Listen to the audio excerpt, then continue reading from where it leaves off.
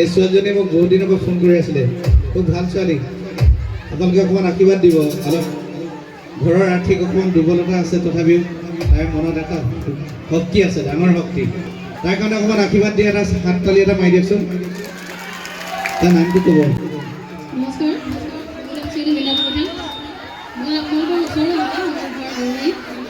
মই জুবিনাৰ নাম্বাৰ মই বিচাৰি ফোন কৰিছোঁ।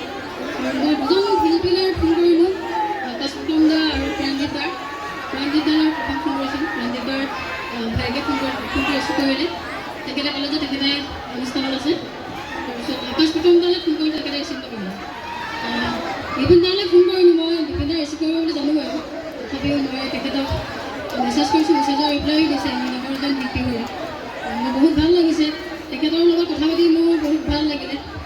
মোৰ নেটৱৰ্ক প্ৰব্লেম হোৱাৰ পিছতো তেখেতে মোলৈ এটা ফোন কৰি আকৌ কথা পাতিছে, বহুত দেৰি কথা পাতিছে, বহুত ভাল লাগিলে মোৰ। তেতিয়া সেই দিনটো মোৰ বহুত ভাল লাগিছে। তেখেতে ইমান ব্যস্ততাৰ মাজতো মোক ইমান সময় দিলে, বহুত ভাল লাগিছে। ময়ো গান গাই ভাল পাওঁ, মোৰ ঘৰৰ অৱস্থা পাতি বেয়া কাৰণে মই কৰি আছোঁ, কাৰণ মোৰ সপোন বহুত আছে সংগীতৰ জগতখনত আগবাঢ়ি যায়। তেখেতক নকৰিলে মই ঘৰৰ পৰা অকলে আহিছোঁ, আৰু বিশেষ অসুবিধা, আৰু খুব বিষ, দেউতাৰো ঘৰত একো কথা নাপায়, তেখেতক মই নকৰোঁ, মই ৰাতি অকলে আহিছোঁ। এখন ফিল্ম চাই তেখেতক অনুদান দিব লৈছোঁ।